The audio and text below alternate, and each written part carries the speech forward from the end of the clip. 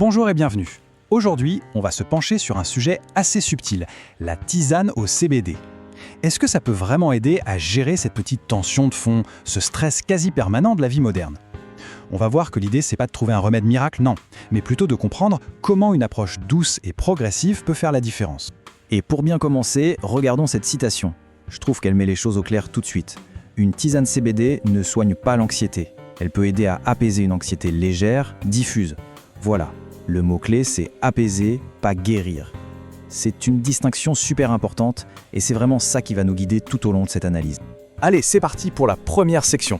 Parce qu'avant même de parler de l'outil, il faut qu'on soit bien d'accord sur de quoi on parle. C'est quoi, au juste, cette fameuse anxiété légère? Ce n'est pas intermédical, attention, mais c'est un ressenti que, franchement, beaucoup de gens connaissent. Voilà, c'est exactement ça.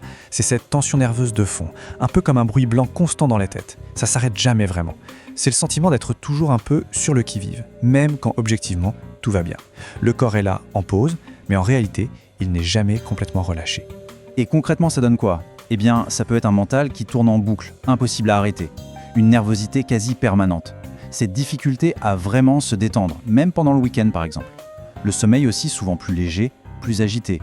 Et puis la digestion qui peut être sensible, ou cette fameuse fatigue nerveuse. Bref, ce sont des petits signes qui, mis bout à bout, parlent à beaucoup de monde. C'est souvent le reflet de notre rythme de vie, tout simplement. Bon, maintenant qu'on a défini la sensation, passons à l'outil. Comment est-ce que la tisane au CBD peut jouer un rôle là-dedans? L'idée ici, et c'est vraiment le cœur du sujet, ce n'est pas de forcer le calme, mais plutôt de proposer une réponse plus fine, plus modulée. Alors là, c'est super intéressant de voir la différence. D'un côté, on a l'action du CBD qui va moduler la réponse au stress. De l'autre, un sédatif qui va lui carrément supprimer l'activité du système nerveux. C'est pas du tout la même chose. Le CBD, il est étudié pour sa capacité à réduire l'hyperréactivité, à baisser le volume si on veut, sans pour autant anesthésier les émotions. Le but, ce n'est pas de s'assommer, c'est juste de réduire cet état d'alerte constant. Donc pour résumer, on peut vraiment voir le CBD non pas comme un interrupteur on ou off, mais plutôt comme un gradateur de lumière. Il va moduler la réponse du corps au stress, réduire cette hypervigilance sans pour autant nous endormir. Il interagit aussi avec des systèmes liés à la sérotonine, c'est un point important, et du coup indirectement ça peut aider au sommeil, mais seulement si c'est l'anxiété qui empêche de dormir. En gros ça aide à baisser le son pour que le calme puisse revenir de lui-même. Ok, troisième section. Mais alors une question se pose.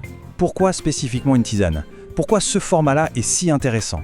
On va voir que le geste, le rituel qui entoure la boisson est finalement presque aussi important que ce qu'il y a dedans. Tout est une question de synergie.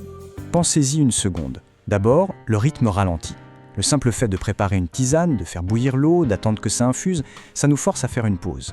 Ensuite, il y a la chaleur. Tenir une tasse chaude, boire une boisson chaude, ça a un effet très concret de détente sur le corps.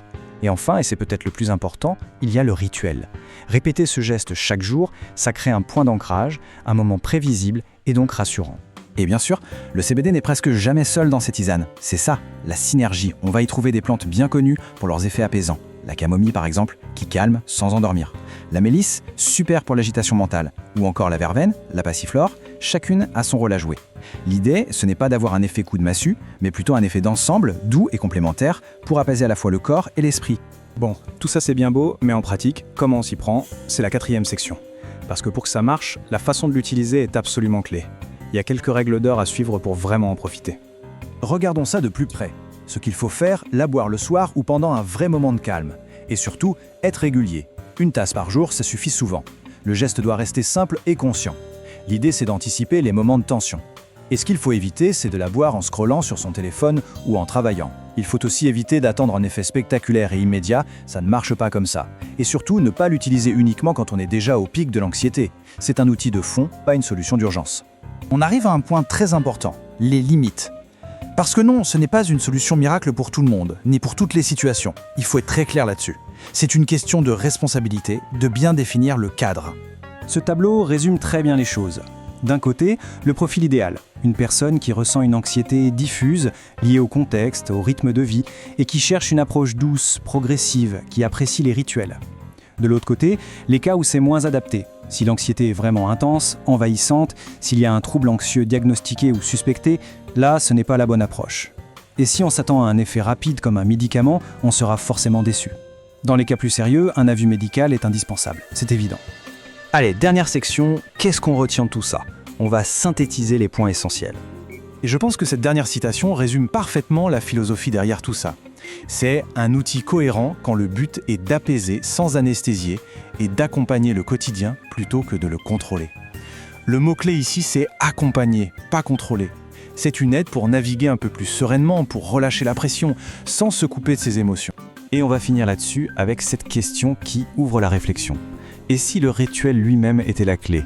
Au-delà des molécules, du CBD, des plantes, et si le plus grand bénéfice venait tout simplement de ce moment qu'on s'accorde, cette pause, ce temps de calme et de chaleur. C'est une pensée intéressante à garder en tête sur l'importance, peut-être sous-estimée, de ces petits rituels dans nos vies souvent trop rapides. Merci d'avoir été